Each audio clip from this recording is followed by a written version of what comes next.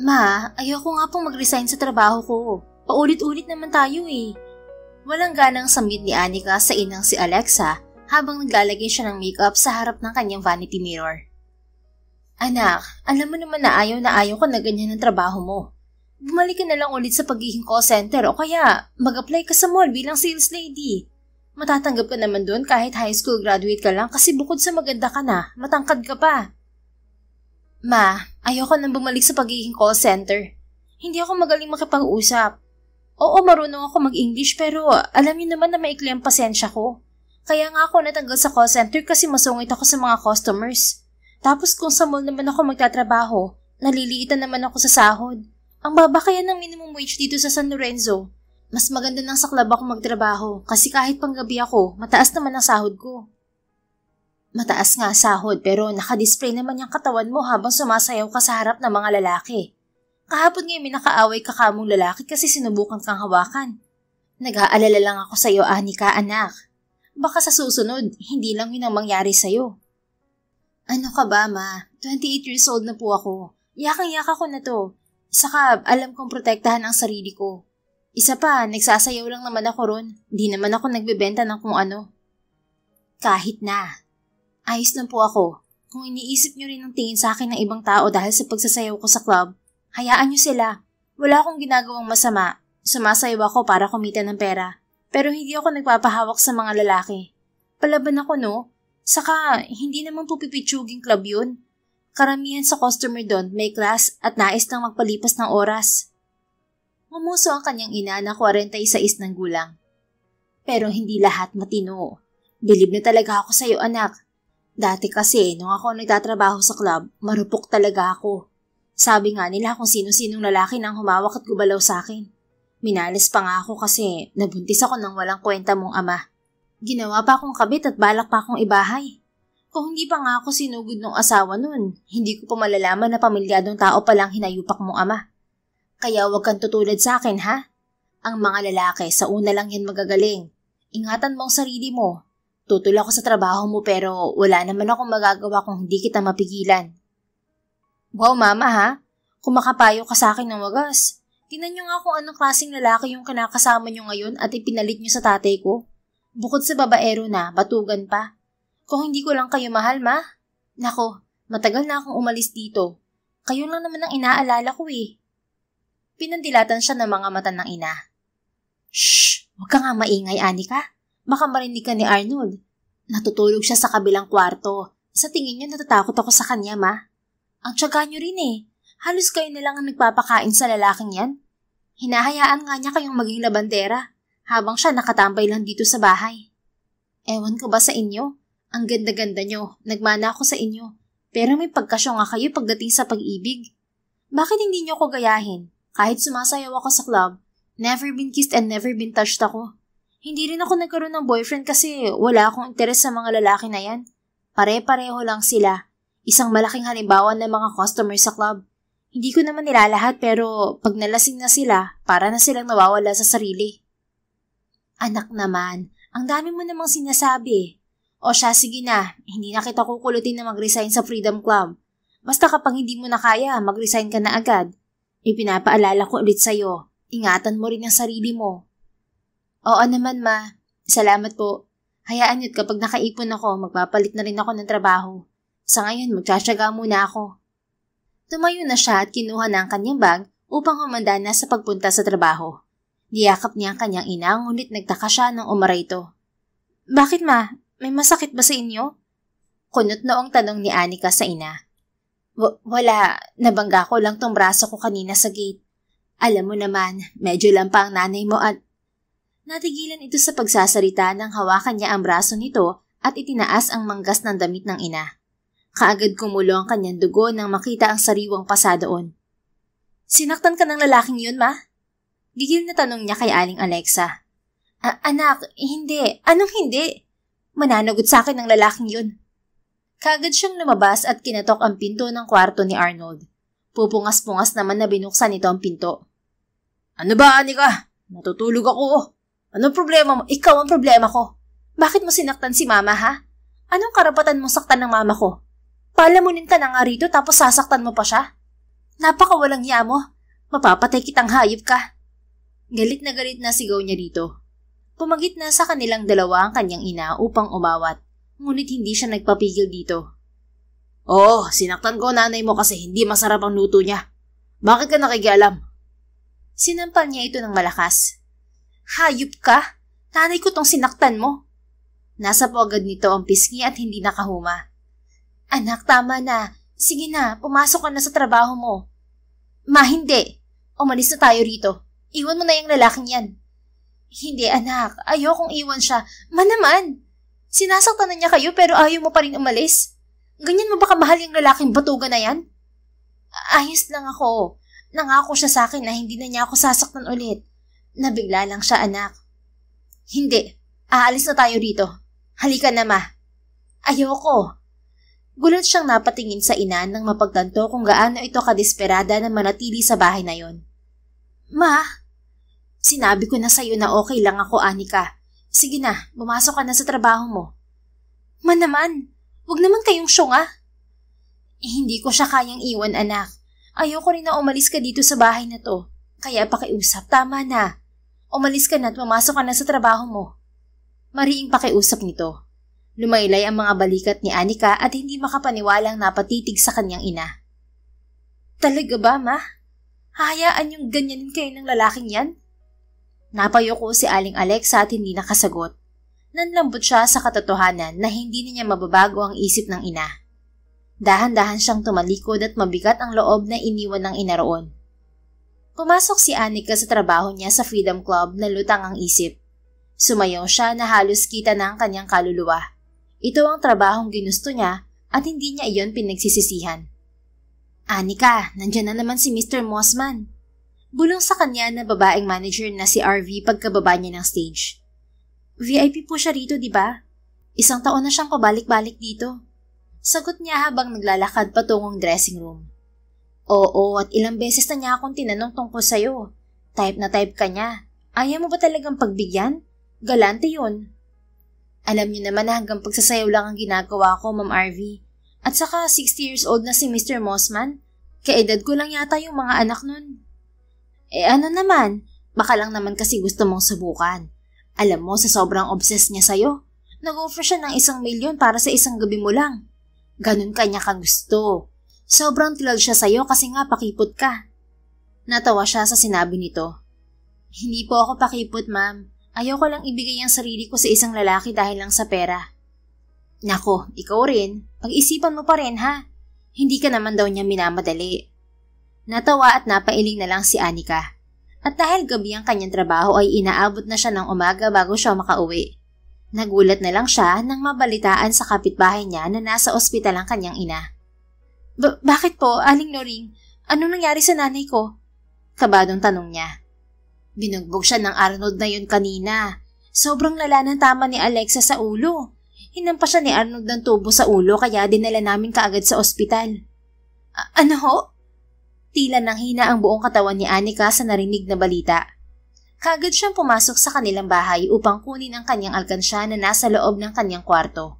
Madami na siyang nahulog doon dahil nilalagay niya doon ang lahat ng natitira sa kanyang sahod. Nasaan na ba kasi yun? Magpakita ka na. Kailangan ko ng panggastos kay mama. Natatarantang sigaw niya habang kinakapayon sa ilalim ng kanyang kama. Anika, anong hinahanap mo? Tanong ni Aling Luring na sumunod nun pala sa kanya sa loob ng bahay. Yung alkansya ko po, nandito lang yun eh.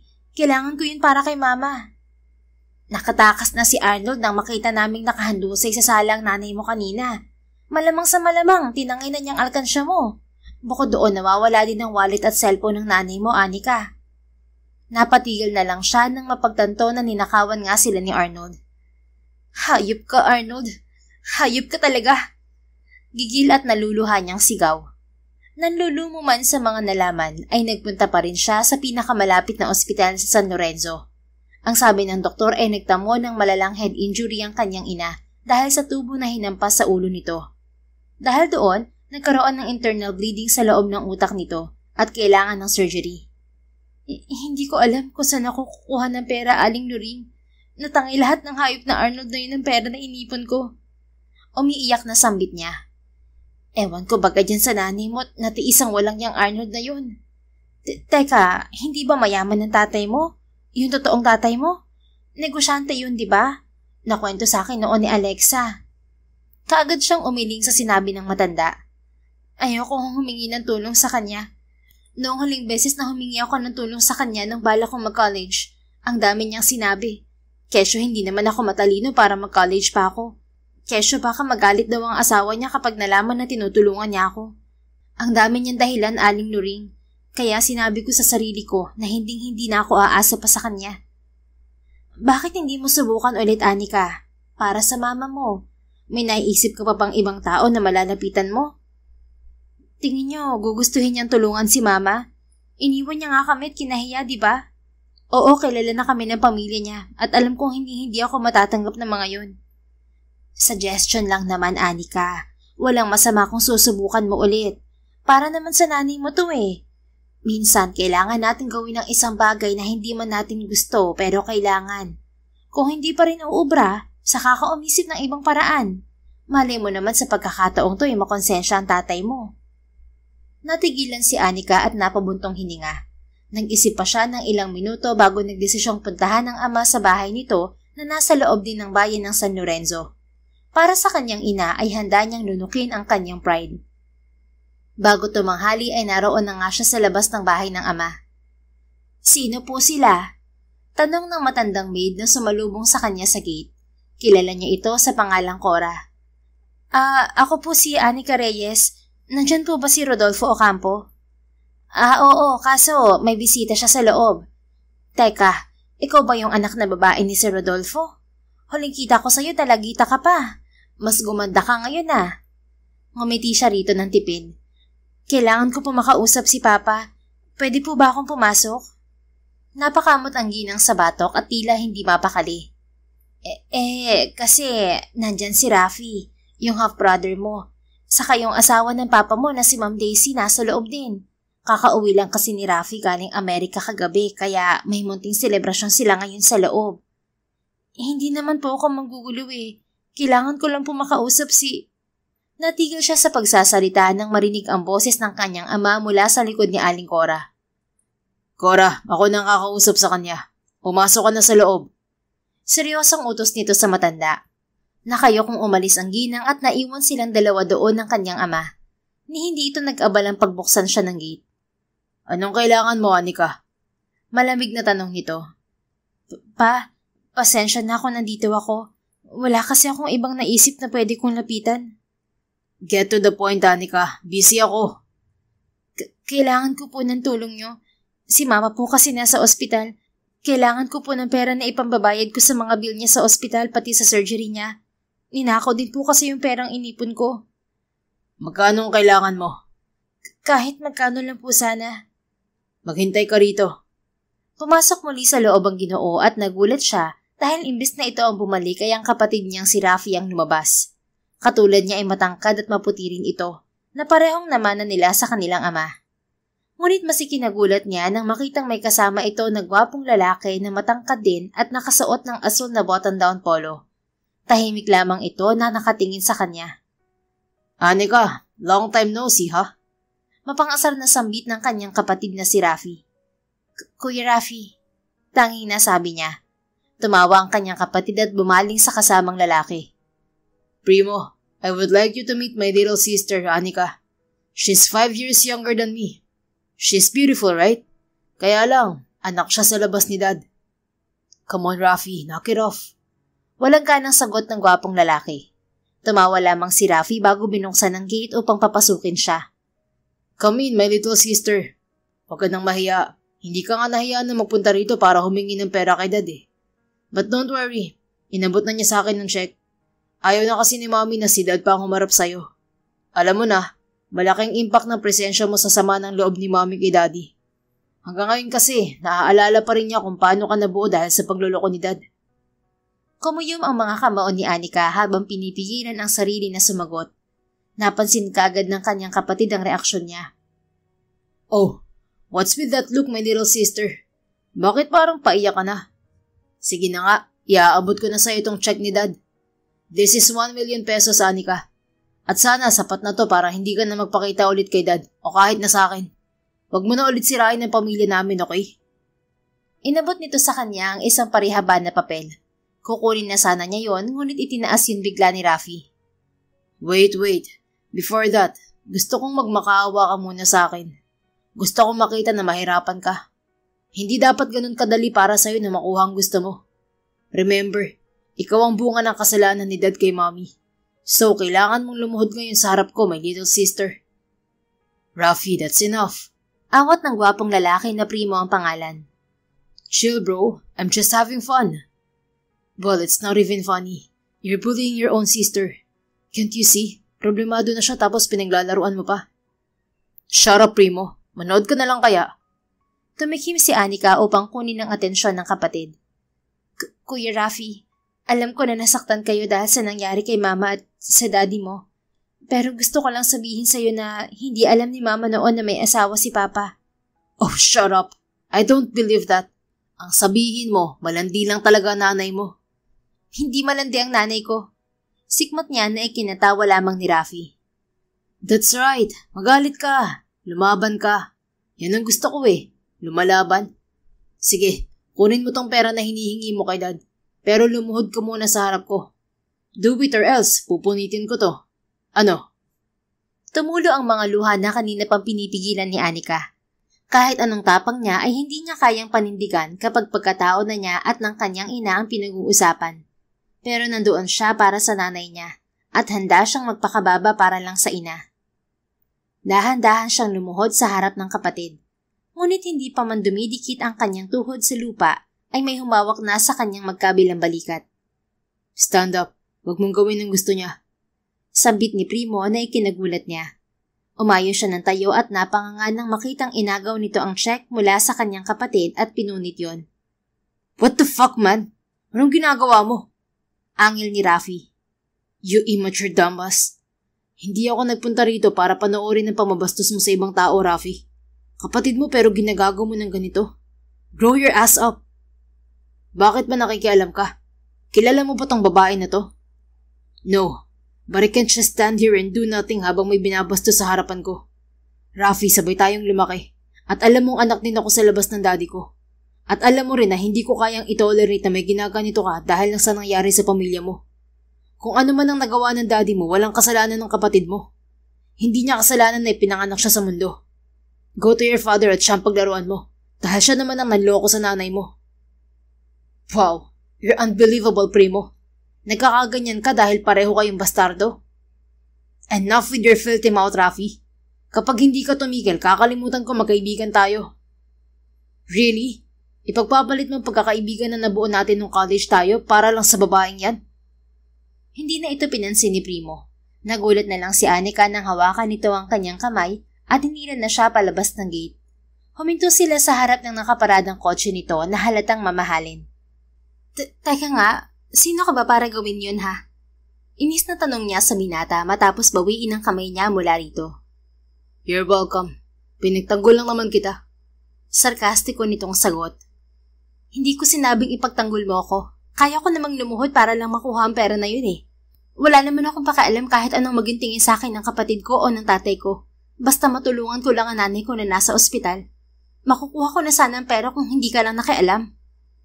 So payag ka na binabastos ka ni Rafi? Can't you see it? He's trying to embarrass you in front of me and I can't stand it. Kahit kaibigan ko pa siya, hindi ko kayang manood lang. Kaya ko nga tanggapin lahat yun eh. Ang mahalaga lang sa akin ngayon ay yung pera. Kailangan na kailangan ko yun. Pero dahil sa'yo, hindi ko na yun makukuha. Paano si Mama ha? Let me ask you first. Masaya ka ba na tinatrato kang basura ng kapatid mo? Ano bang bago ron? Expected ko na yun sa kanya, pati kay Papa. Pare-pareho naman ng mga lalaki eh. Kung hindi cheater, violent at nananakit ng babae. Hindi na ako umaasa na matatrato ako ng tama ng mga lalaki. Pare-pareho lang din kayo. Hey, magdahan-dahan ka nga sa mga sinasabi mo. Lalaki ang kausap mo, no? Hindi mo ako masisisi kung ganun ang tingin ko sa mga kalahi mo. Bata pa lang ako lahat ng nakilala kong lalaki. Wala ni isang mabait at itinrato kami ng tama ng mama ko. Lahat sila sinasaktan kami. Hindi na ako umaasang makakatagpo pa ako ng lalaking totoong may malasakit sa amin ng mama ko. Sa panahong to, Wala na akong ibang aasahan kundi ang sarili ko. Naging matapang ako para kay mama at ginagawa ko to para sa kanya. Kaya nga tiniis ko yung pangaalipusta ni Kuya Rafi para sa kanya eh. Kaso nakialam ka naman. Paano na ngayon? Saan ako kukuha ng pera para sa mama ko? Kasalanan mo to. Alright, kasalanan ko na. Pero hindi ako hihingi ng sorry dahil pinagtanggol kita. You were desperate at sinamantala niya ang kahinaan mo. Napailing si Anika. Kailangan ko bumalik doon. Kailangan ko ng pera. Ngunit pinigilan siya ni Primo sa braso. No, stay here. Ano ba? Ano ba pakialam mo? Pabayaan mo nga ako. Matindi ang pangangailangan ko kaya huwag ka nang dumagdag pa sa problema ko. Gusto mo ba talagang ginaganon ka? Sige, ikaw ang bahala. Ang sa akin lang, ayaw kong may nakikitang babae na ginaganon. Mag-isip ka nga. Hindi dahil desperada kang makakuha ng pera, hahayaan mo na lang na insultuhin ka ng kapatid mo. Mukha ka namang matalinong tao, kaya alam kong alam mo kung ano ang sinasabi ko. Inis na winakli niya ang kamay nito habang hinahabol ng sariling hininga. Para siyang sinampal ng katotohanan dahil sa mga sinabi nito. Fine, bumalik ka ron at pagmukain mong kawawa ang sarili mo. Wala naman dapat akong pakialam sa'yo. Sambit nito bago iiling-iling na tinalikuran siya at dumiretso sa kotse nito at saka sumakay. Inis na napasabunot na lang sa buhok si Anika. Muli niyang tinawag ang ama at ang kanyang kapatid, ngunit wala nang lumalabas doon. Naghintay pa siya ng ilang oras doon hanggang sa mawalan na siya ng pag-asa. Umuwi siya sa kanilang bahay na walang magawa kung hindi ang umiyak. Anong gagawin ko? Saan ako hihingi ng tulong? Bakit ba kasi nangyari to? Naiinis at umiiyak na bulong niya sa sarili. Maya-maya lang ay tumunog ang kanyang cellphone na nasa bulsa ng kanyang short. Tumatawag ang manager ng Freedom Club na si RV. Hello, Ma'am RV. Bungad niya. Hello, Anika. Nabalitaan ko nangyari sa mama mo. Ayos ka lang ba? Ayos lang po ako. Problema ko lang po ngayon ng pambayad sa ospital ni mama. Kailangan din kasi siyang operahan kasi may bleeding sa loob ng utak niya. Malaking pera po ang kailangan. Gusto mo bang ihingi kita ng tulong sa mga kasamahan mo rito? Para kahit kaunti, matulungan ka namin. Nakakahiya naman po, ma'am. Ano ka ba? Ayos lang. Kailangan na kailangan mo ng pera ngayon eh. Walang ibang tutulong sa'yo at saka alam ko naman na kahit anong mangyari, hindi mo kayang magpa-table sa mga customers dito sa club. Maraming lalaki ang gusto ka makuha, lalo na si Sir Mossman. Pero alam kong hindi mo gagawin yun. Pwede niyo po ba akong tulungan kay Mr. Mossman? Ha? Sigurado ka? Napapikit ng mariin si Anika. Pilit isinasantabi ang sigaw ng kanyang utak na huwag niyang gawin ang isang bagay na pagsisisihan niya. Ang sabi niyo, may offer siya sa akin 1 milyon para sa isang gabi lang. Pwede niyo po ba akong tulungan, Ma'am RV? Ano? Sinasabi mo bang payag ka nang gawin yun? Masakit man po pero kailangan. Handa po akong isakripisyo ang katawan ko para lang mabuhay ang mama ko. Siya po ang buhay ko, Ma'am RV. Hindi ko kayang mawala siya at mas pipiliin kong madumihan ang dignidad ko. Mabuhay lang ang mama ko. Sigurado ka ba talaga, Anika? Oo, syempre matutulungan kita. Pagpayag mo nga lang ang hinihintay ni Mr. Mossman eh. Sigurado na po ako. Mamayang gabi po, pupunta ako sa Freedom Club. Narinig niya ang malalim nitong buntong hininga bago pumayag sa kanyang gusto. Nang matapos ang kanilang usapan ay doon bumuhos ang kanyang mga luha. Pagsapit ng gabi ay pumunta na siya sa Freedom Club. Suot ang pulang night dress, pumasok siya sa VIP room na sinabi ng kanyang manager. Naroon nakaupo sa mahaba at magarang sofa ang isang nakatalikod na lalaki na nakasuot ng suit. Magandang gabi. Malamig na sambit ni Anika habang dahan-dahang naglalakad patungo rito. Tumayo ang lalaki at inayos ang suot na suit bago dahan-dahang humarap sa kanya. Dahil di mang ilaw, hindi niya makita ng malinaw ang mukha nito. Batid niyang matanda na si Mr. Mossman, pero nagtataka siya kung bakit matikas ang tindig nito. Gayunpaman, inalis niya ang pagtataka sa kanyang isip. Bumuntong hininga siya at nakapikit na nag-umpisang ibaba ang strap ng kanyang suot na nightdress. Ngunit ilang sandali pa ay naramdaman niya ang paglapit nito at ang pag-ayos nito ng nakababa niyang strap. Huwag mong gawin kung hindi mo kaya.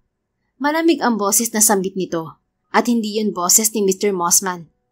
Unti-unting iminulat ni Anika ang mga mata at nalaki ang mga yon nang makitang nasa harap niya si Primo, ang lalaking nagtanggol sa kanya kanina mula sa kanyang kapatid. Ikaw? Nice meeting you again, Anika. Napaatras siya mula rito. Anong ginagawa mo rito? Sisirain mo na naman ba ang plano ko? Ano sa tingin mo? Hindi ko maintindihan. Hindi ka naman VIP ng club na to. Si Mr. Mossman ang... Totoo, hindi ako VIP dito. Pangalawang beses ko pa lang ngayon dito. Putol nito sa sinasabi niya. So, bakit ka nga nandito? Bakit ikaw ang... Supposedly, hindi dapat ako nandito sa harap mo ngayon.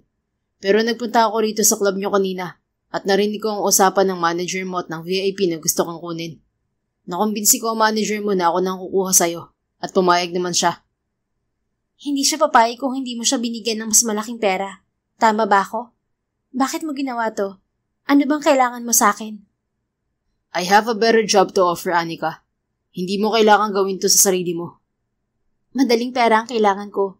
Kaya nga ako nagdesisyon na gawin to dahil kailangan ko na ngayon ng malaking pera. 1 milyon ang usapan namin ni Mr. Mossman. I can double it if you want. Pumayag ka lang sa gusto ko. Ano bang gusto mo? Sabihin mo na sa akin ang matapos na to. I can give you a decent job at ibibigay ko sa iyo ang pera na kailangan mo. Anong trabaho naman yun? You're gonna take care of my mother. Paralisado siya. Kailangan niya na mag-aalaga sa kanya at makakasama niya palagi. Naningkit ang mga mata ni Anika. Seryoso ka ba? Kailangan mo lang pala ng mag-aalaga sa nanay mo pero ako pa talagang gusto mo? Malalaman mo kung bakit ikaw ang pinili ko. Ang sabi ko nga sa'yo kanina, pangalawang beses ko nang nakapunta rito sa Freedom Club. Yung unang beses na nakapunta ako rito ay 2 weeks ago pa. That was the moment I first saw you. Kaya nang makita kita sa bahay ni Rafi kanina, hindi ako nagdalawang isip na tulungan ka. So, kaya ka nakialam kanina kasi nakita mo na ako ng 1 beses? Yes. At gusto mo ako maging caregiver ng nanay mo kapalit ng 1 milyon? Ilang taon kong pagtatrabahuhan sa'yo yun. Makakuba na ako, hindi pa ako bayad. It depends sa kung anong gusto mo. 50k per month ang salary mo. You can pay me half of your salary para may matira para sa'yo. Libre lahat because you're gonna stay at my house. Napaisip siya sa sinabi nito. Maganda ang offer nito ngunit matatagalan siya sa pagbabayad kapag hinati pa niya ang magiging sahod niya upang ibayad dito. Matatagalan ako makapagbayad kapag nagtira pa ako sa sahod ko. Buo mo na lang kunin ang sahod ko para ipambayad sa'yo. Basta kailangan ko ng pera ngayon. Kahit ano pa, patulan ko na. So tama nga ako. Hindi mo kayang gawin na isakripisyo yung sarili mo para sa pera. Napabuntong hininga siya. Nawalan lang ako ng pagpipilian. Kung hindi ka sana nakialam kanina, naoperahan na sana si Mama. Sisisihin mo na naman ba ako? Pasalamat ka na lang sana at hindi ako katulad ng Mr. Mossman na yun. So ano, is it a deal? Makukuha mo kaagad ng 1 milyon mo ngayon. Only if you agree.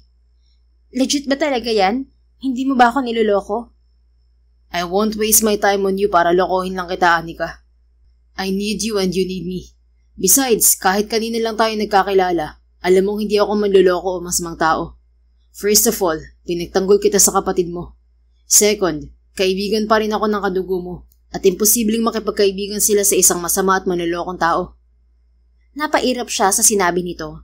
Masyadong mabilis ang mga pangyayari, ngunit mas gugustuhin niyang patulan ang offer ng lalaking nasa harap niya kaysa ibigay ang sarili kay Mr. Mossman. Sige, pumapayag na ako. Napangiti ito sa sinabi niya, dahilan upang mas lalong lumitaw ang taglay nitong kagwapuhan. Good, but let me introduce myself first. I'm Primo Eliseo, a 30-year-old owner of Eliseo Furniture Brand.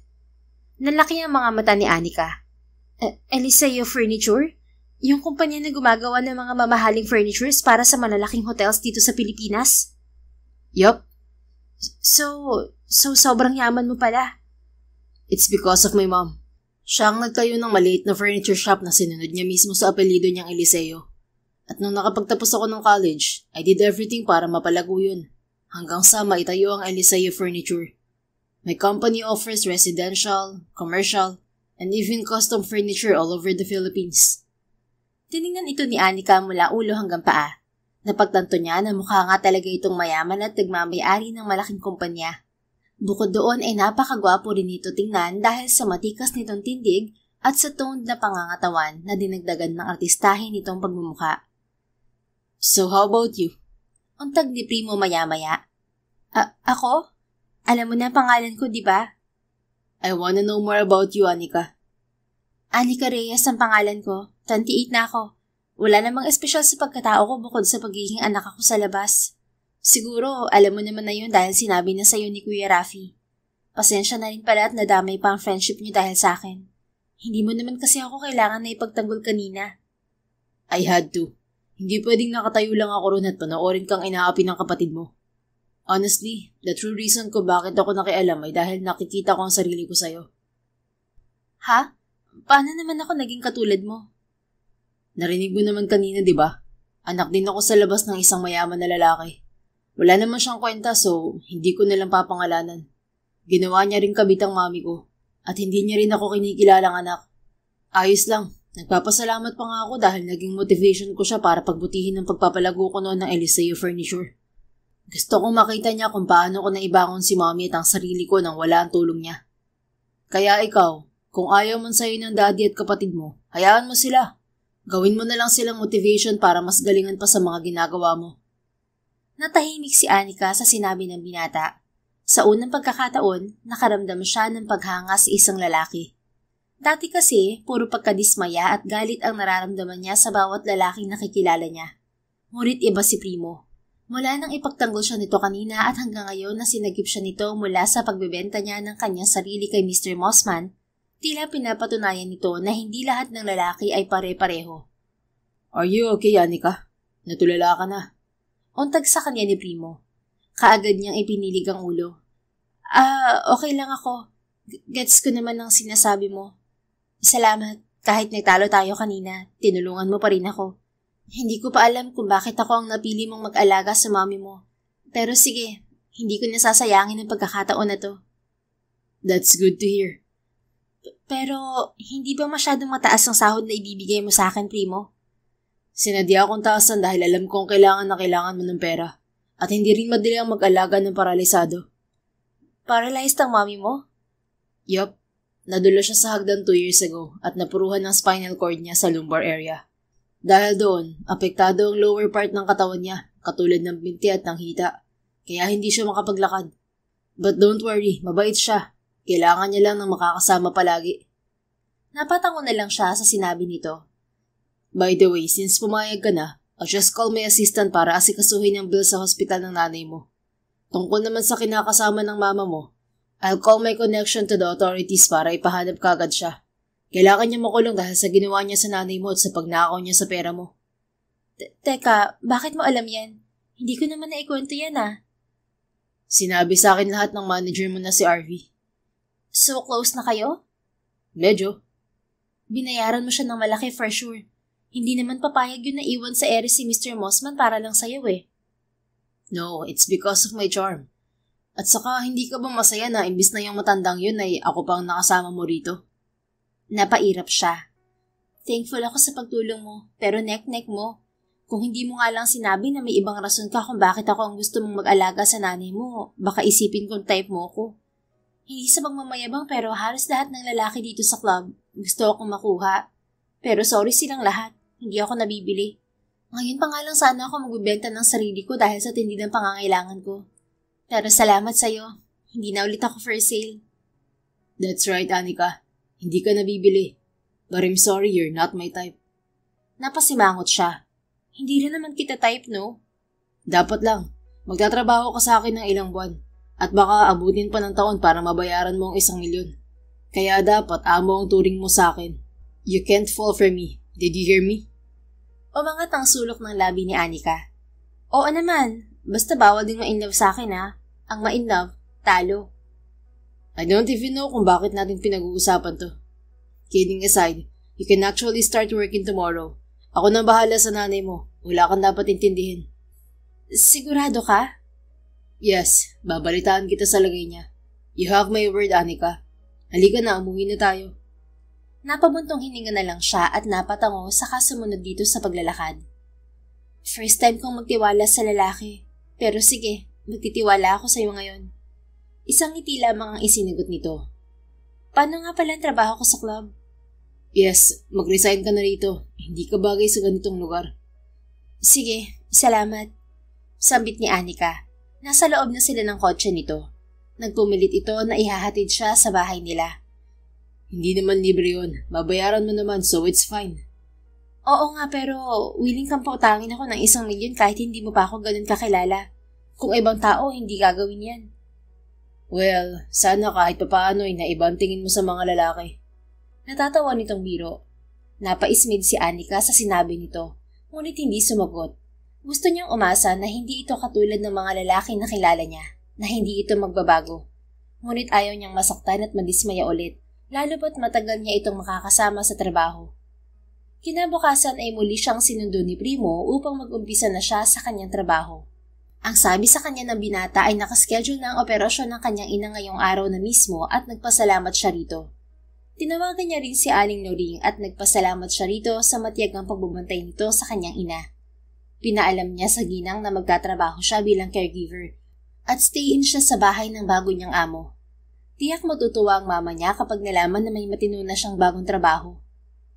Habang nasa loob ng kotse ay kinausap ni Anika ang nagmamanehong si Primo. Nagpaalam na rin pala ako ng maayos kagabi kay Ma'am RV na aalis na ako sa Freedom Club. Sa tawag lang ako nagpaalam kasi nahihiya rin ako sa kanya. Nagtaka nga ako kasi pumayag ka agad siya at hindi mo lang ako pinigilan. Hindi ka talaga pipigilan ni RV dahil ako mismo nag-request sa kanya na alisin ka na sa club. Diba sinabi ko naman sa'yo na hindi ka na doon magtatrabaho? Kaya pala ang dali niyang pumayag. Nagtaka pa naman ako kasi favorite ako noon. You're a big asset, that's why. Hindi na nakapagtataka kung bakit ayaw kanyang pakawalan. Magaling ba akong sumayaw? Pinapanood mo ako? Sabi mo kasi unang beses mo ako nakita sa club nung sumasayaw ako. Bakit ka nga pala pumunta ng club? Natawa ito sa tanong niya. Ano bang ginagawa ng mga tao sa club? Uminom? Maghahanap ng chicks o kaya ng aliw? Anika, hindi ako mahilig sa babae. Focus ako sa trabaho ko. Naisipan ko lang talaga magpunta noon sa Freedom Club since sabi ni Mommy, kailangan ko magkaroon ng time para sa sarili ko. To unwind. Sinunod ko siya and then, nakita kita sa club. So, magaling nga akong sumayaw. You're beautiful, Anika. Ang layo ng sagot mo. Does it matter kung magaling kang sumayaw o hindi? Siyempre. Sabi mo nga, big asset ako sa club, kaya mahirap ako pakawalan. Ibig sabihin, magaling ako sa trabaho ko dahil magaling ako sumayaw. Oo na, magaling ka ng sumayaw.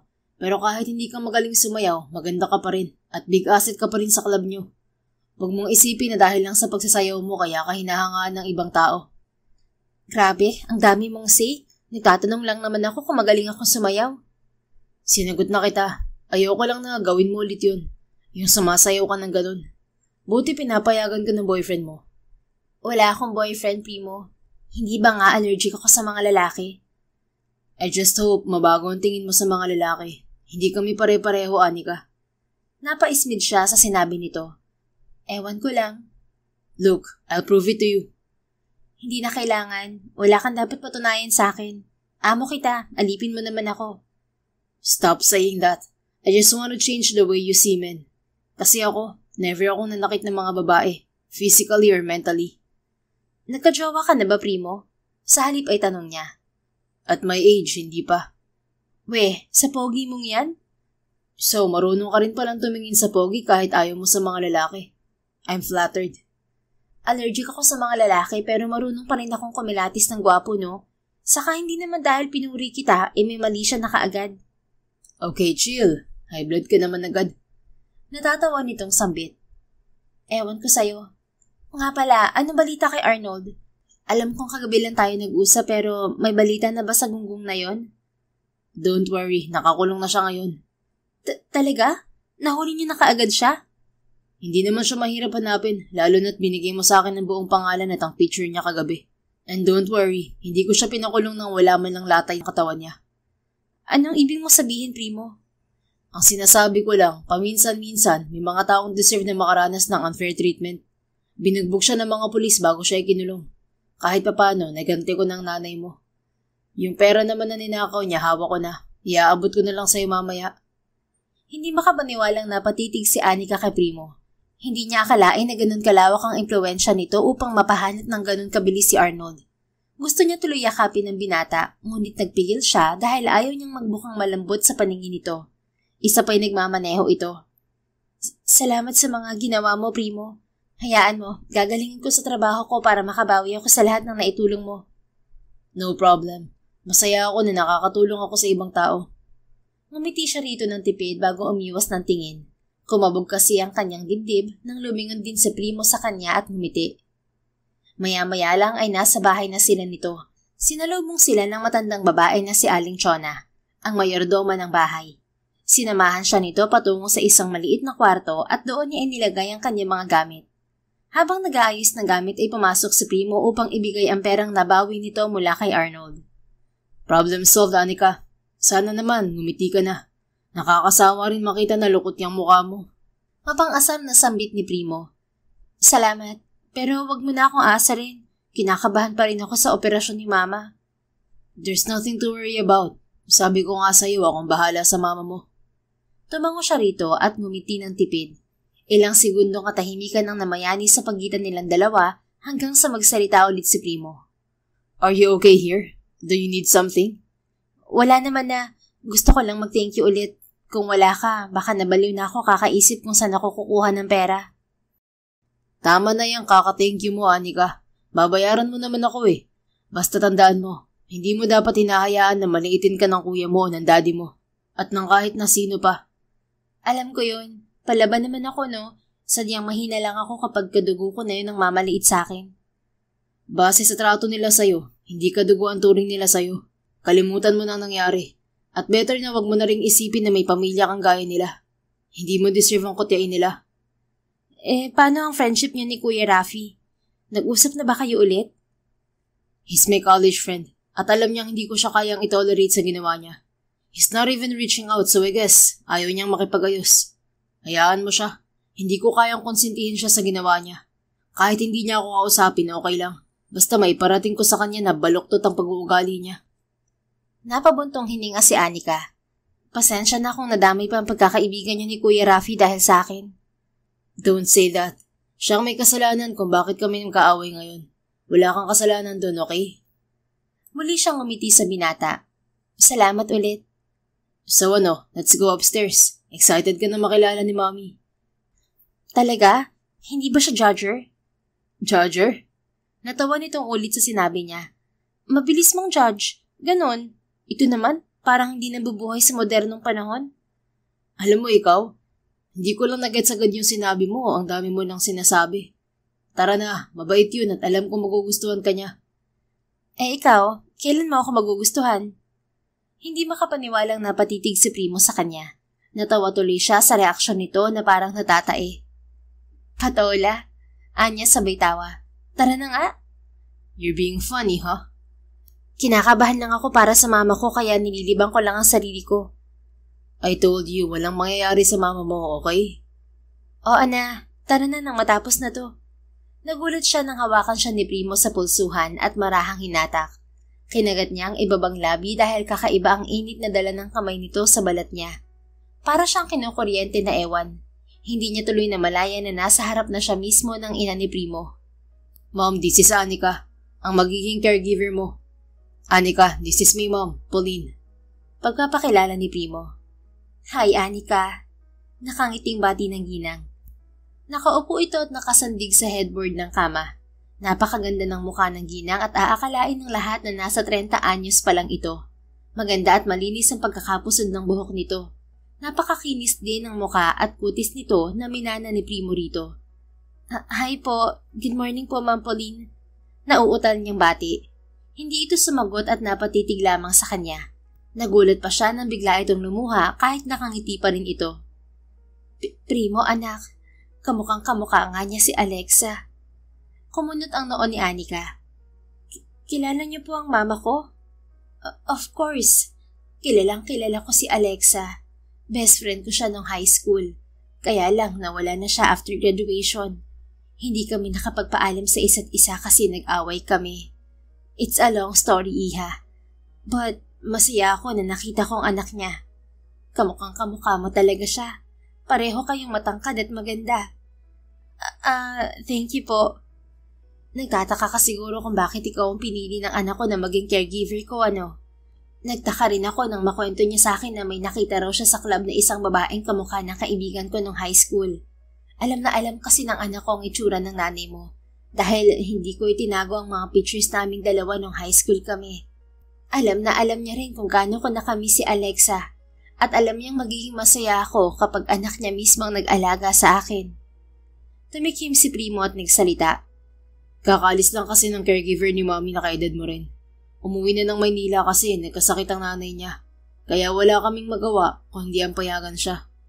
Sayang at matagal na siyang caregiver ni Mommy at magkasundo sila. Mabuti na lang naisip ko kahapon na pwedeng ikaw ang pumalit sa kanya. Bonus na lang na kamukha mo ang kaibigan ni Mommy at alam kong matutuwa siya. Tama nga ako. Tumawa ang ginang. Totoo yun. Alam mo, gustong-gusto ko makausap ang nanay mong si Alexa, iha. Kaso nabalitaan ko nga ang nangyari sa kanya. Huwag kang mag-alala. Hindi siya pababayaan ng anak ko. At kapag magaling na siya, mag-uusap kami at hihingi ako ng tawad sa kanya. Hindi na kasi ako kinausap nun simula nang mag-away kami. Pwede ko po bang malaman kung bakit kayo nag-away noon ni Mama? Wala po kasi akong alam eh. Hindi rin po nakwento ni Mama na may kaibigan siya nung high school. Maliit na away lang yun na pinalaki ko. Alam mo kasi iha, nung kabataan namin ng nanay mo, sobrang ganda niya. Halos lahat ng lalaki noon sa school namin gusto sa kanya. At syempre, hindi maiwasan na yung lalaki na gustuhan ko ay siyang nagustuhan. Sumama ang loob ko kasi nililigawan na pala siya ng lalaking gusto ko noon. Pero hindi niya sinabi kasi ayaw niyang masaktan ako. Kaso immature pa ako noon at inisip ko na gusto nga rin niya yung lalaki. Kaya inaway ko siya at hindi kinausap hanggang sa makagraduate kami. Maliit lang na bagay yun na kung inintindi ko sana ay hindi sana ako nawalan ng kaibigan. Kaya ngayong matanda na ako at may anak, hindi ko pa rin siya makalimutan dahil sa guilt ko sa nangyari. Kaya hayaan mo sana na mapalapit ako sa iyo, Anika. Miss na miss ko na ang kaibigan kong yun. Napangiti siya rito. Matagal na panahon naman na po yun. Siguro napatawad na rin kayo ni Mama. Marami na rin kasi nangyari sa kanya. Nagtrabaho siya noon sa club. Nabuntis siya at ako ang naging bunga. Kaya nga mas nagigilty ako kasi kung hindi ko siya inaway noon, magkaibigan pa rin sana kami. Natulungan ko sana siya at hindi hinayaan na maligaw ng landas. Sana kasama ko siya sa pag-abot ng mga pangarap ko. Hinawakan niya ang kamay ng ginang at ngumiti ng matamis. Napakagaan kasi ng loob ni Anika dito. Huwag po kayong mag-alala. Sigurado ako na kapag nakita ulit kayo ni Mama, matutuwa siya at yayakapin niya kayo. I hope so. Thank you, Anika. Aalagaan ko rin po kayo dahil malaki po ang utang ko sa anak niyo. Natatawa niya pang dagdag. Don't worry about it. Hindi naman ako mahirap alagaan. Besides, nakakagalaw naman na ang upper part ng katawan ko. Ang gusto ko lang talaga ay may makasama ako palagi dahil palagi ring wala itong anak kong si Primo. Abalang-abala to sa trabaho niya. Tumikhim bigla si Primo. Okay, that's enough. Baka mapunta na naman sa pagiging workaholic ko yung topic mo, Ma'am. I'll leave the two of you dahil pupunta pa ako sa office. Tingnan mo, iha. Trabaho na naman ang haatupagin niya, di ba? Oo nga po. Hayaan niyo na po siya. Narito na po ako, may kasama na kayo. Nagkaroon pa ng kakampi si Mommy. Napangiti ang ginang at bumaling si Primo sa dalaga. Anika, you know what to do. Napag-usapan na natin kanina na, oo na, tuwing umaga, kailangan ko siyang tulungan na mag-stretching. Hindi rin siya dapat lagi nakahiga. Dapat ilabas ko siya sa garden. Higit sa lahat, kailangan ko siyang kausapin palagi. Alam ko na yan kasi paulit-ulit mong sinabi kanina bago tayo makarating dito. Mahabang litanya ni Anika. Chill, nagagalit ka na naman. Hindi ako galit. Bakit ako magagalit? Hindi ba nga amo kita at alipin mo ko kaya... Nahinto siya at nagulat nang pisirin nito ang ilong niya at pinanggigilan. I told you, wag mo sinasabi yan. Bakit kailangan mong kunutin ang ilong ko? To stop you from saying nonsense. Ay, ganon. Narinig nila ang pagtawa ni Pauline. Ang cute niyong dalawang mag-away. Actually, bagay kayo ha? Anak, bakit hindi mo ligawan tong si Anika? Bagay kayo. Tamang-tama, magiging magbalain na kami ng kaibigan kong si Alexa. Mommy, bakit ko to liligawan? Allergic sa mga lalaki to. Pag hindi allergic, liligawan mo, anak?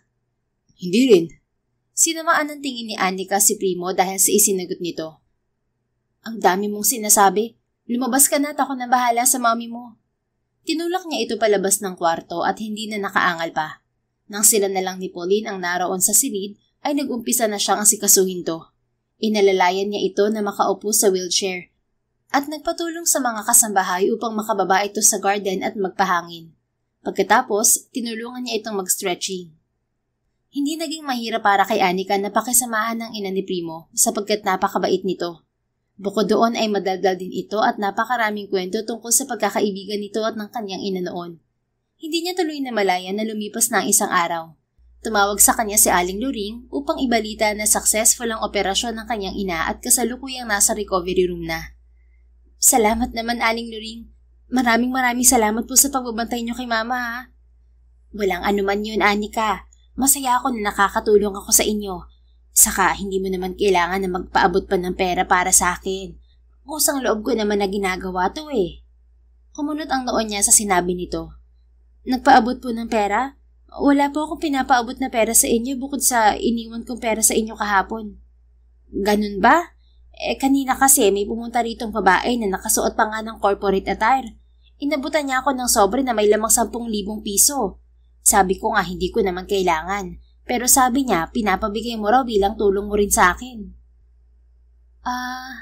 Nasambit niya. Mukhang di na niya kailangang alamin kung sino nagpadala ng pera sa ginang. Aling Luring, salamat po ulit. Tatawag na lang po ako ulit mamaya. Oo, sige. Update na lang kita tungkol sa nanay mo. Saktong pagpatay niya ng tawag ay narinig niya ang pagpasok ni Primo.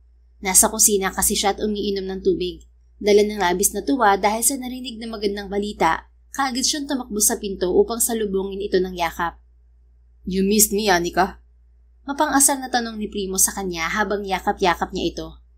Nanlaki ang mga mata niya at kaagad na kumalas. Hindi no? Really? Why do you look so happy? Nabalitaan mo na siguro ano? Napangiti siya ng malaki habang naluluha. Oo, successful daw ang operasyon ni Mama. Ligtas na siya, Primo. Ang saya-saya ng puso ko ngayon.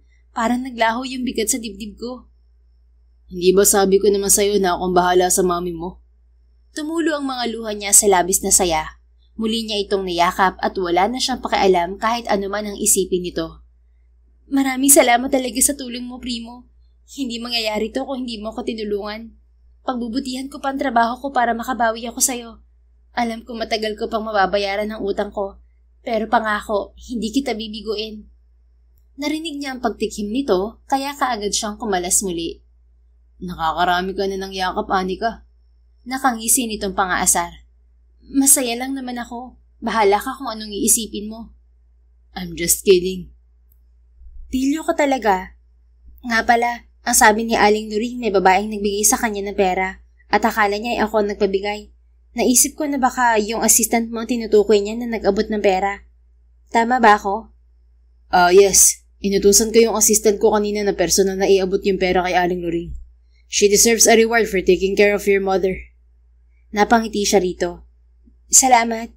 Bale, isama mo na lang yun sa mga babayaran ko, ha? No need. Ako kusang nagbigay sa kanya nun. Maliit na tulong lang yun kaya wag mo nang isipin. Sigurado ka, Primo? Yes, bakit naman hindi? Napakurap-kurap siya at napatitig na lang sa binata. Muli na naman niyang naramdaman ang kakaibang kaba sa kanyang dibdib, lalo na nang tumitig ito pabalik sa kanya. Si Ma'am Pauline nga pala, maagang kumain at nagpahinga. Napagod siguro sa pakikipagkwentuhan sa akin. Ang daldal niya pero at least hindi ako na-bored. Bukod doon, sobrang bait din niya. She's amazing, right? Kung hindi nga lang siya na-aksidente, baka hanggang ngayon nagtatravel pa rin siya. She loves traveling alone. Talaga? Pareho sila ni Mama. Kaso wala nga lang siyang pera, kaya hanggang tingin lang siya sa mga nakapost sa internet. Pangarap ko nga madala siya sa ibang bansa pero hindi ko pa magawa dahil kapos pa rin sa pera. Nag-iipon nga ako dati tapos ganito naman ang nangyari sa kanya. Ano ka ba? Pwede mo pa rin namang magawa yun para sa mama mo. I'll help you. Pagkatapos mong mabayaran ako, makakapag-ipon ka na ulit ng para sa sarili at sa mama mo. Yun ay kung gusto mo pa rin na mag-work dito pagkatapos mong mabayaran ang utang mo. Oo naman. Nasa maayos na akong trabaho eh. Lilipat pa ba ako? At saka gustong-gusto ako ng mami mo kaya mahirap siyang iwan. Tumaas sa mga kilay ng binata. Really? Sinabi niyang gustong-gusto ka niya? Oo. Well, hindi ko naman siya masisi. Maganda na nga ako, mabait pa. Tapos matangkad. Tapos mahangin. Natatawang dugtong ni Primo sa biro niya. Hinampas niya ito sa braso.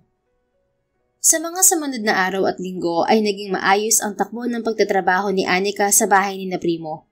Nabisita na rin niya ng 2 beses ang kanyang ina sa ospital at nagpapagaling pa rin ito. Sa bawat araw na lumilipas ay naging inspirasyon ni Anika ang kanyang ina upang magpatuloy siya sa buhay.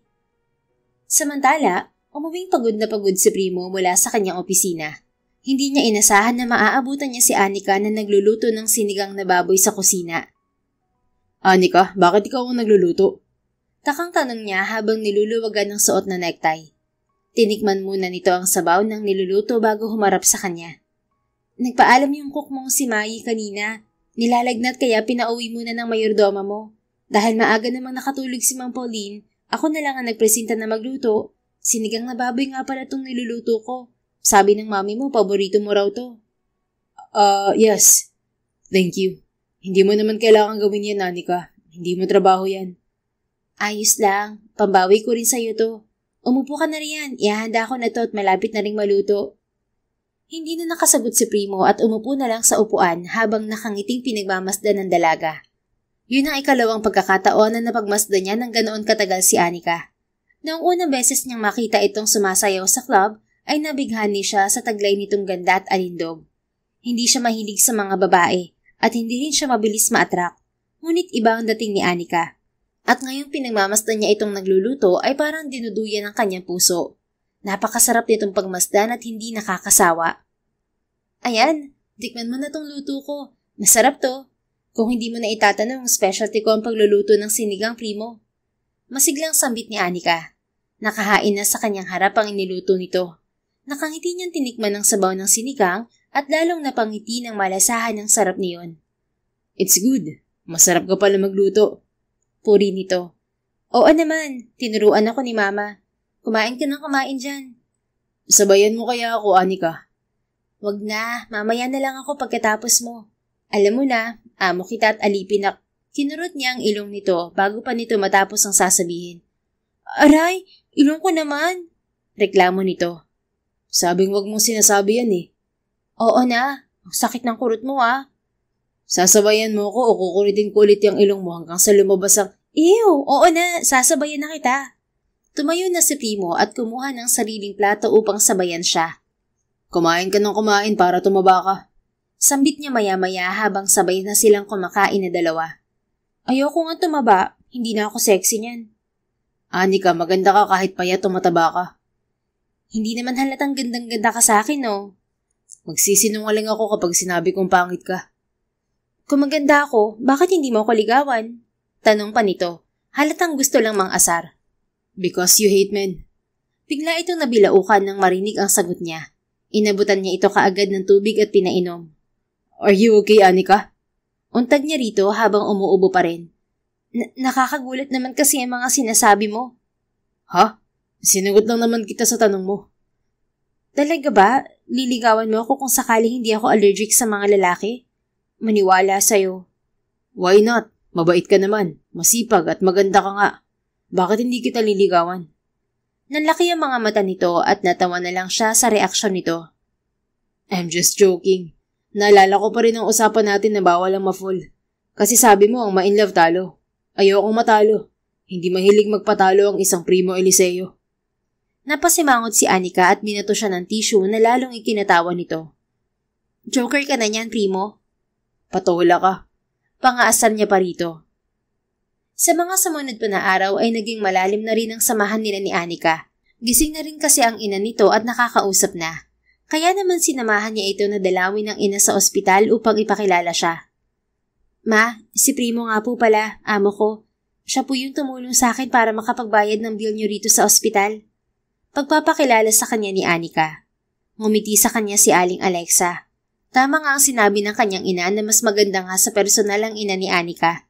Parehong maganda ang dalawa at magkamukhang magkamukha pa. Dinanggil siya ni Anika sa braso. Primo, si Mama. Hi po, Mama. Siniko siya bigla ni Anika at pinandilatan ng mata. Anong mama ka riyan? Ha? Sabi ko, Ma'am Alexa, bingi ka rin eh, no? Pagpapalusot niya. Ako pa ang bingi? Sasagot pa sana siya ngunit nagsalita na ang ina nitong si Alexa. Ikaw pala si Primo. Salamat sa pagtulong mo sa amin ng anak ko. Ang sabi sa akin ni Anika, anak ka raw ni Pauline. Ngumiti siya rito. Yes po. Gustong-gusto ka po niyang makita at makausap. Pero saka na po siguro kapag tuluyan na kayong magaling. Nagulat siya nang mapaluha ito. Ang tagal ko siyang iniwasan dahil nagalit din ako sa kanya na inaway niya ako dahil sa isang lalaki. Sana pala ibinaba ko ang pride ko. Gusto ko rin siya makausap para makipag-ayos. Magpagaling lang po kayo at ako po ang bahala sa pagkikita niyo ni Mommy. Salamat. Salamat talaga, iho. Sabi ni Anika ikaw rin daw ang tumulong sa amin sa financial. Dahil yung tatay niya walang kwenta ay tinanggihan na naman siya. Opo, pero pinagtatrabaho naman po yun ni Anika. Kahit na, kung wala ka baka patay na ako ngayon o kaya lantang gulay na. Kaya maraming salamat sa iyo at sa iyong ina. Walang anuman po. Pagaling po kayo mabuti, tita. Nang matapos ang pag-uusap nila ay muli nilang iniwan si Alexa sa ospital kasama si Aling Loring.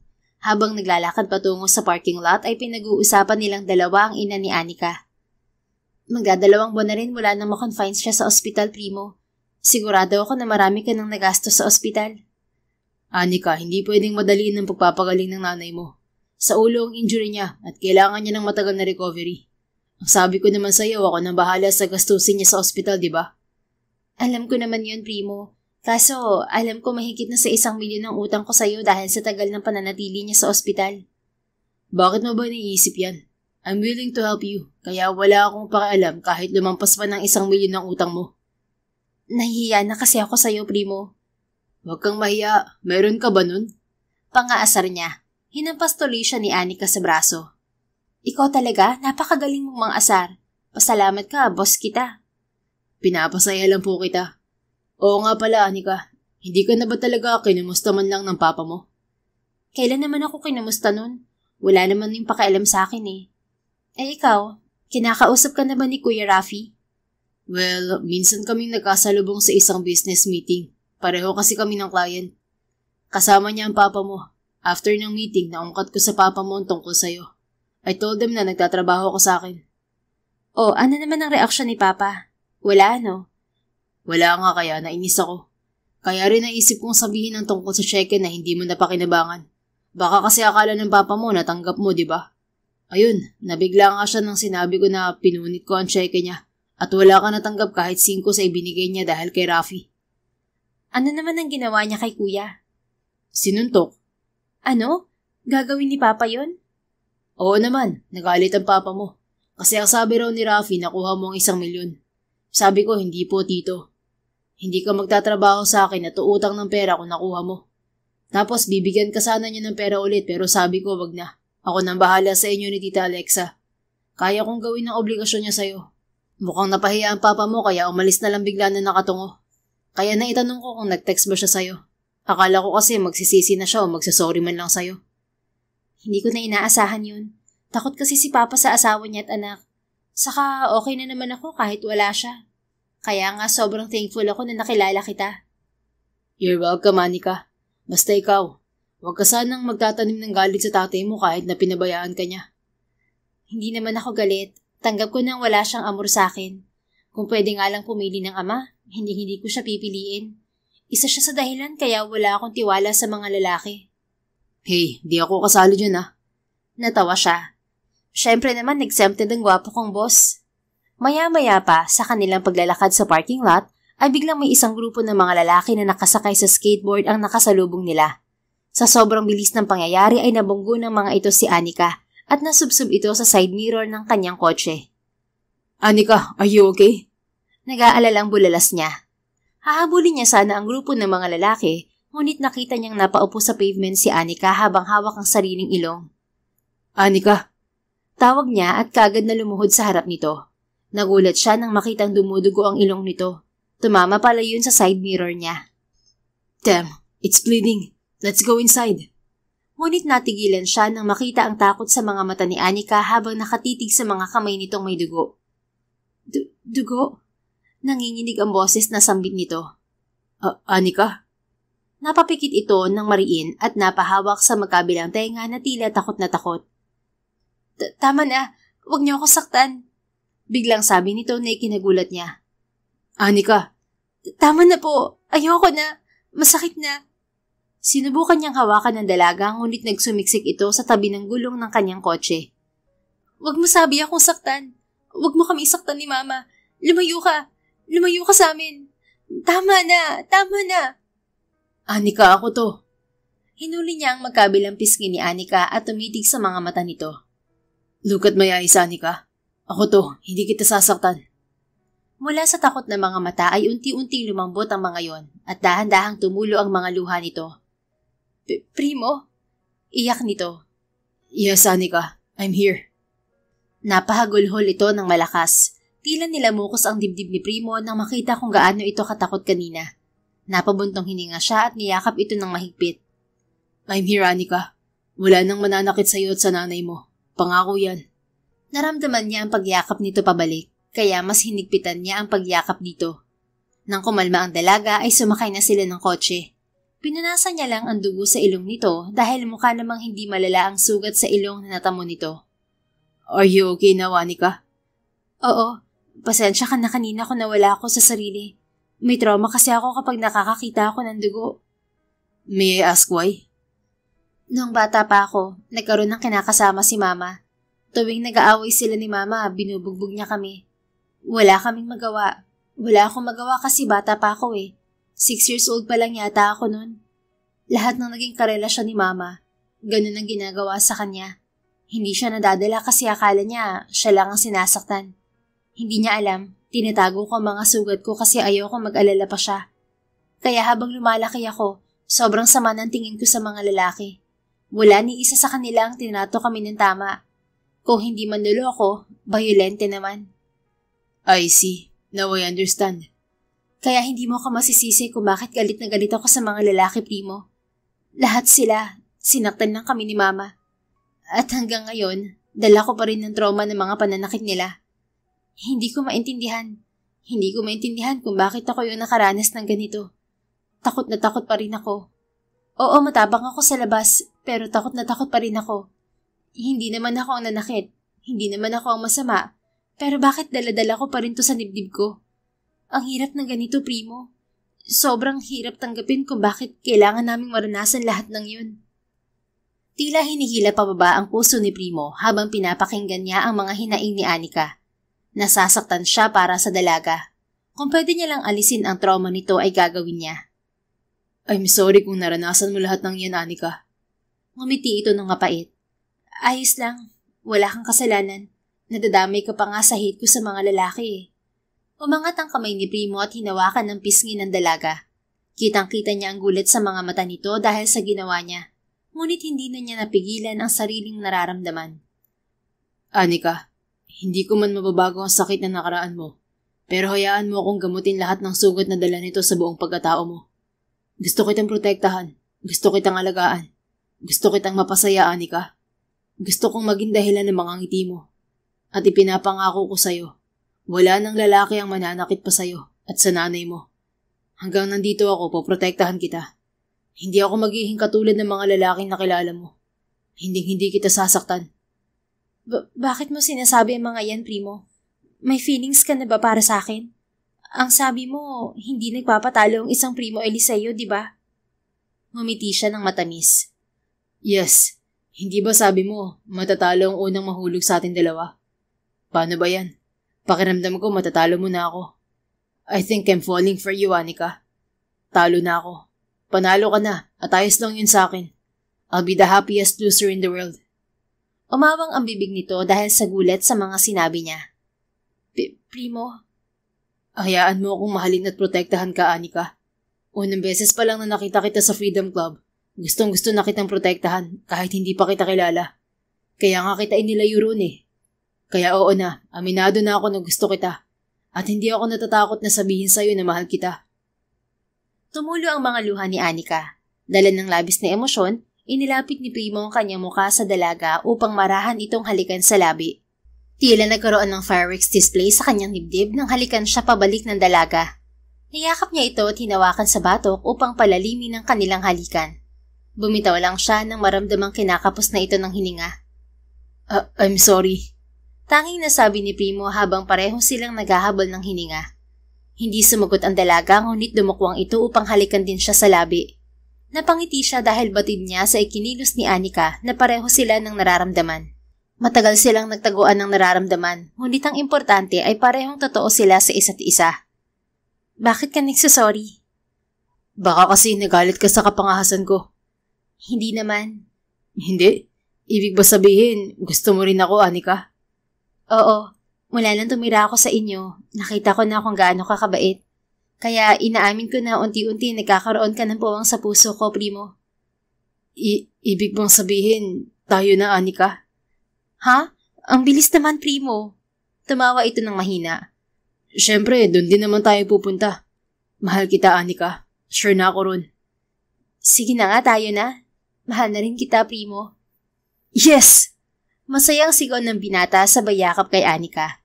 Naging opisyal silang magkarelasyon matapos ang pangyayaring yun. Walang ligawan na nangyari sapagkat pareho na silang sigurado sa nararamdaman para sa isa't isa. Pinaalam din nila sa ina ni Primo na magkasintahan na sila. Masaya ako para sa inyo mga anak, ani Pauline. Nagpasya silang sabay na kausapin ng ginang kinagabihan. Thank you, Mom. Hayaan niyo po. Pakamamahalin ko si Anika. Dapat lang, anak.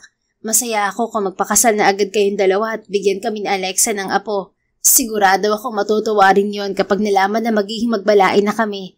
Naalala ko nung mga bata pa kami, sabi namin ipapakasal namin ang magiging mga anak namin.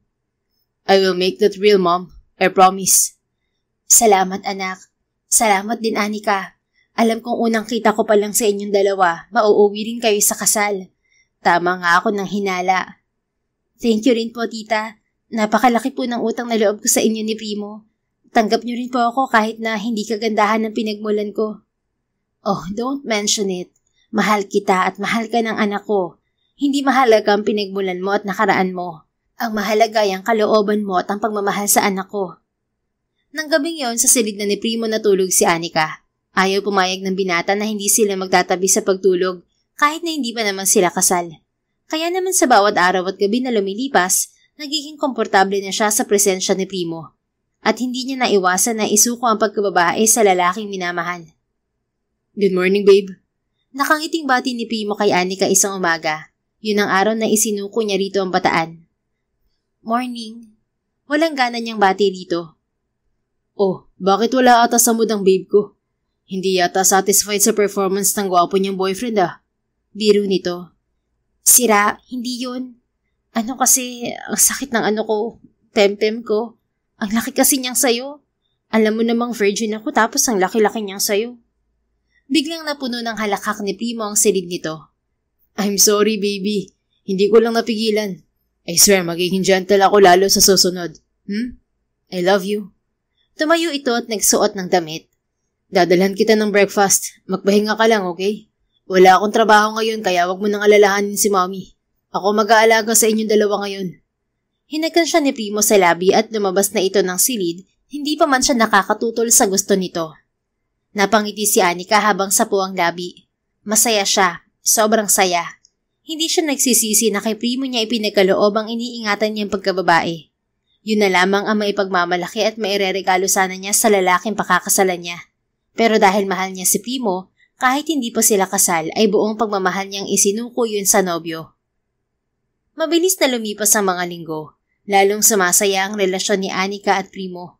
Lalo nang tuluyan nang nakalabas ng ospital ang ina ni Anika na si Alexa. Sobrang saya niya nang makitang malakas na muli ang kanyang ina. Kaya naman hindi nagsayang ng oras ang ginang at kaagad na pumunta sa bahay ni na Primo upang bisitahin si Pauline. Labis-labis naman ang kaligayahan ng ina ng binata nang makita si Alexa. I'm sorry, Alexa. Akala ko ayaw mo na talaga akong kausapin. I'm so glad that you came here to visit me. Nakangiti ngunit umiiyak na sambit ni Pauline. Pasensya ka na rin, Pauline, kung pinairal ko ang pride ko. Ang dami rin kasi nangyari sa akin eh. Kung kani-kaninong lalaki ko hinanap ang pagmamahal. Pero wala talaga eh. Malis talaga ako sa mga lalaki. Tingnan mo nga tong sugat sa ulo ko. Ebidensya yan ng katangahan ko sa pag-ibig. Ano ka ba? Hindi mo kasalanan na magmahal ka. I should have been there for you, Alexa. Sana hindi ka naghanap ng pagmamahal sa mga lalaki. Kasi ako, isang beses lang ako nagkamali ng pagpili sa lalaki, pero hindi na naulit yun. Pero okay lang magkamali ng maraming beses, basta natuto ka na, Alexa. Just focus on yourself at sa anak mong si Anika, okay? Oo naman. Siguro nga wala sa mga lalaki ang true love ko. Si Anika lang. Sapat na at masaya na ako. At saka baka ikaw talaga ang true love ko, Pauline. Na-miss kita, best friend ko. Ikaw din, na-miss ko. Oo nga pala. Masaya ako na natupad ang usapan natin noon na ikasalang magiging mga anak natin. Mukhang matutupad na yun, best friend. Oo nga, nabanggit nga nila sa akin yan nung nagsabi sila sa akin. Sana nga magpakasal na sila at nang magkaapo na tayo. Salamat nga pala sa inyo ni Primo ha, dahil binago ninyo ang buhay ng anak kong si Anika. Matagal ko na siyang pinapaalis sa club pero ayaw niyang sumunod sa akin. Si Primo lang pala makapagpapaalis sa kanya noon. Napakasaya ko nga nung malaman ko sa kumari ko na wala na sa club ang anak ko. Nakahinga ako ng maluwag. Napakabait ng anak mo, Alexa. Mahal na mahal namin siya ng anak ko. Nagyakapan ang dalawa at nag-umpisang mag-iyakan. Kaya naman, iniwan muna ni Anika ang dalawa upang bigyan ng privacy. Nagtungo siya sa labas upang hintayin ang pag-uwi ni Primo galing sa opisina nito. Nang marinig ang pagdating ng kotse nito ay kaagad siyang nagtago sa gilid ng pinto upang gulatin sana ito. Ngunit napakunot ang noo niya nang marinig na may kausap ito sa cellphone. Thank you. Pagdating mo sa bahay, magpahinga ka na. Ilang araw ka nang nilalagnat. Kailangan ka na sa office. Sambit ni Primo sa kausap. Sinong kausap ng gagong to? Takang tanong ni Anika sa sarili. Nakalampas na si Primo sa pintuan kaya sinundan niya ito at pinakinggan pa rin ang pakikipag-usap nito sa tawag. Sige na. Nandito na ako sa bahay. Magpagaling ka na. Bye, love. Hoy! Sigaw niya kay Primo kaya nabinbin ang sasabihin nito sa kausap. Napatigil ito sa paglalakad at napalingon sa kanya. Kumunot ang noon nito at ibinaba ang cellphone. Anika? Sino kausap mo, Primo? May assistant. Bakit? Assistant pero ganun ka makipag-usap? Tumawa ito at akmang hahawakan siya ngunit umatras siya. Anika, ganun lang ako makipag-usap sa mga staff ko. Come here. Bakit ka ba lumalayo? Ayoko. Kaagad niya itong tinalikuran at tuloy-tuloy na naglakad palabas. Anika, come back here. Ano ba? Hinabol siya ni Primo at hinawakan sa braso. Dahil sa inis ay hinarap niya ito at itinulak sa dibdib. Layuan mo nga ako. Angil niya. Hey, what's the problem, baby? Hindi mo alam kung anong problema? Ako ang problema kasi pakiramdam ko nagpauto ako sa'yo. Kumunot ang noo ni Primo. Anika, hindi kita maintindihan. Bakit ka nagkakaganyan? Alam mo naman nagalit ako dati sa mga lalaki. At ngayong magkarelasyon na tayo, binigyan kita ng pagkakataon na patunayan na mali ang tingin ko sa lahi mo, na hindi kayo pare-pareho. Pero hindi maalis sa utak ko na baka katulad ka rin nila. Napaawang ang bibig nito sa sinabi niya. You mean after all the things na ginawa ko para sa'yo, hindi ko pa rin nakukuha ng buong tiwala mo, Anika? Ilang buwan na tayo magkasama and yet, basura pa rin ang tingin mo sa akin? Masisisi mo ba ako kung bakit may takot pa rin ako na masaktan mo ako? Alam mo naman kung anong nakaraan ko, Primo. I know, and I tried to climb up your walls, Anika. Hindi ba sinabi ko naman sa'yo na mamahalin at poprotektahan kita? Bakit kailangan mong pagdudahan ng pagmamahal ko sa'yo? Ano, dahil lang sa narinig mong kausap ko kaya ka nagkakaganyan? Lovey is my assistant, Anika. Ganun ako makipag-usap sa kanya dahil nagkasakit siya at ilang araw nang hindi nakakapasok sa opisina. At isa pa, siya ang inutusan ko noon na mag-abot ng pera kay Aling Loring. Natatandaan mo ba? Napaawang ang bibig ni Anika sa realisasyon. Napagtanto niya na namali siya ng dinig kanina. Akala niya ay Love ang tawag nito sa kausap. Lovey pala ang pangalan ng assistant nito. Parang bigla niyang gustong batukan ng sarili dahil nagdrama siya para sa wala. Napahawak na lang siya sa kanyang ulo at napapikit ng mariin. Anika, alam kong may trauma ka sa nakaraan mo. Naiintindihan kita. Maniwala ka. Pero minsan nasasaktan din ako na wala kang tiwala na hindi ko gagawin yung mga iniisip mo. Natahimik si Anika. Gusto niyang sumagot. Gusto niyang humingi ng sorry. Pero naunahan na siya ng kanyang hiya. Maya-maya lang ay nakaramdam siya ng pagkahilo. Napahawak siya sa kanyang ulo at muntik nang matumba kung hindi siya inalalayan ni Primo sa kanyang bewang. Are you okay? Nag-aalalang tanong sa kanya ni Primo. Hindi na siya nakasagot dahil tuluyan na siyang nawala ng malay. Nagising na lang siya na nasa loob na siya ng kwarto ni Primo. Nakaupo naman ang binata sa gilid ng kama at masuyong pinagmamasdan siya. Anong nangyari? Tanong niya rito. Nawalan ka ng malay kanina habang nag-aaway tayo. Kaagad siyang bumangon. Pasensya ka na pala kanina. Alam kong naging immature ako at pinag-isipan kita ng masama dahil lang sa narinig kong pakikipag-usap mo sa assistant mo. Hindi ko naman kasi alam na Lovey pala ang pangalan niya.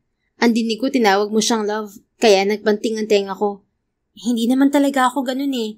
Hindi naman kita kayang awayin dahil lang sa ganung bagay. Hindi ko rin maintindihan ng sarili ko kung bakit kailangan ko mag-react ng ganun. Nasaktan ko tuloy ang feelings mo. Sorry. Napaka-emotional ko ngayon. Sorry talaga. Nagulat siya nang tumawa ito at masuyo siyang hinalikan sa noo. It's okay, my love. Naiintindihan ko naman na may pinaguhugutan ka. I'm sorry din kung medyo napatulan kita. You know, hindi naman ako perpekto. Maaaring ideal man ako sa paningin mo. Pero hindi ibig sabihin na hindi na ako pwedeng magkamali. Ikaw din, pwede kang magkamali.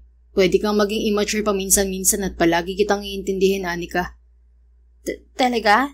Hindi ka galit sa akin? Of course not. Mahal na mahal kita, Primo. Huwag mo akong iiwan dahil sa ugali ko, ah. Ano ba to? Naiiyak na naman ako. Napaka-emotional ko talaga nitong mga nakaraang araw. Natawa itong muli. It's okay. Nakausap ko na si Dr. Ramirez. Pumunta siya rito kanina dahil nagpanik ako nung hinimatay ka. Ang sabi niya, normal lang daw sa mga babaeng buntis ang maging emotional. Nanlaki ang mga mata niya sa sinabi nito. Ha? Tama ba ang narinig ko? Nabingi ba ako? No, hindi ka nabingi.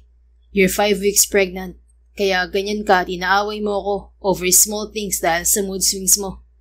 Natutup niya ang kanyang bibig. Otomatiko siyang napaluha at napahawak sa kanyang tiyan. Magkakaanak na tayo? Yes, magkakaroon na tayo ng pamilya. Magpapakasal tayo. Oh, wait. Willing ka naman pakasalan ako, di ba? Mas lalo siyang napaiyak sa tanong nito. Dahil ba inaway kita sa maliit na bagay kaya iniisip mong ayaw na kitang pakasalan? Sorry na. Siyempre papakasalan kita. Mahal na mahal kita eh. Kahit wala akong singsing ngayon? I mean, bala ko naman talagang bumili at aalokin naman na talaga kita ng kasal. Pero iniisip ko kasi na magpapaalam muna ako kay Tita Alexa. Gustong-gusto na kitang pakasalan, Anika. Kahit pagkatapos mong mga anak. Maghihintay ako basta ikaw. Gusto ko lang i-assure na kahit na anong mangyari, hindi kita iiwan. Kasi mahal na mahal kita at sigurado na ako sa'yo. Hinawakan niya ang magkabila nitong pisngi. Oo naman. Sino ba ako para tumanggi na magpakasal sa'yo? Sigurado na ako sa'yo, Primo. Lalo pa ngayon na magkakaroon na tayo ng anak. Sobrang saya ko ngayon. Hinalikan siya ng mariin ni Primo sa labi. I love you so much, Anika. Mahal na mahal din kita, Primo. Wala kang ideya kung paano mo ako niligtas at kung paano mo binago ang buhay ko. Dahil sa'yo, naglaho ang takot at pangamba ko na magmahal ng isang lalaki. Ikaw ang kahati ng kaluluwa ko. Sayong-sayo lang ako. Pangako yan. Mahal na mahal kita. Niyakap siya nito ng mahigpit bago muling siniilang kanyang mga labi. Teka, paano yung mga utang ko sa'yo? Natawa ito sa tanong niya. Seriously? Tinatanong mo ba talaga yan? Obviously, hindi na kita kailangang singilin sa lahat ng nagastos ko kay Tita Alexa, Anika. You're my fiancé now. Lahat ng meron ako, magiging sa'yo na rin. Wala ka nang dapat bayaran. Mahalin mo lang ako at manatili ka lang sa tabi ko. Wala na akong mahihiling pa bukod dun. Hindi na siya nakasagot dahil tila sasabog na ang kanyang dibdib sa sobrang sayang nararamdaman. Hinalikan niya si Primo ng mariin upang iparating ang labis na kagalakan na nadarama niya sa piling nito. Lumipas nga maraming buwan at ipinanganak ni Anika ang isang sanggol na lalaki. Hindi lamang si Anika at Primo ang tuwang-tuwa sa pagdating ng munting anghel sa kanilang buhay, kundi maging ang kanilang ina na sina Alexa at Pauline. Muling nanumbalik ang pagkakaibigan ng dalawa kaya naman halos hindi na ito mapaghiwalay. Doon na rin nakatira sa bahay ni na Primo si Aling Alexa. Isang intimate wedding ang naganap sa kasalan nila ni Primo. Inimbita nila ang kanyang ama subalit hindi ito dumalo. Kaya tanggap na ni Anika na talagang habang buhay na siyang walang ama. Meron siguro talagang magulang na kayang talikuran ng responsibilidad sa anak. Ayos lang dahil dalawa na ngayon ang kanyang ina at may napakabait pa siyang asawa. Hindi na siya ang nag-alaga sa ina ni Primo dahil ang nanay Alexa na niya ang naroon at nag-aalaga sa kaibigan nito. Habang siya naman ay naging isang full-time mom ng anak nila ni Primo. Lalo pat matapos ang isang taon ay nabuntis na naman siya sa ikalawa nilang baby na labis nilang pinagpapasalamat dahil biyaya yun sa kanila ng may kapal. Lalong sisigla ang bahay nila dahil magiging dalawa na ang anghel nila. Hindi man naging madali kay Anika na magtiwala, ay nagawa pa rin niya dahil sa pagmamahal na meron siya para kay Primo. Natutunan niya na hindi lahat ng tao ay pare-pareho, na kahit gaano kagulo ang mundo, ay may mabubuting tao pa rin na kaya kang hawakan sa kamay at samahan ka sa agos ng buhay. Hindi man perpekto ang pagsasama nila, masasabi pa rin ni Anika na walang nasayang sa pagsugal niya kay Primo. Dahil si Primo ay isa sa mga halimbawa na kapag totoo kang mahal ng isang tao, ay kaya nitong tibagin ang pader na nasa puso mo. At yun ang klase ng pagmamahal na kayang hamakin ang lahat para sa'yo. The end. Kung nagustuhan mo ang istoryang ito, please don't forget to like, comment, and share it with your friends. Your support really makes a difference. Thank you and see you sa ating next story. Keep safe and be blessed.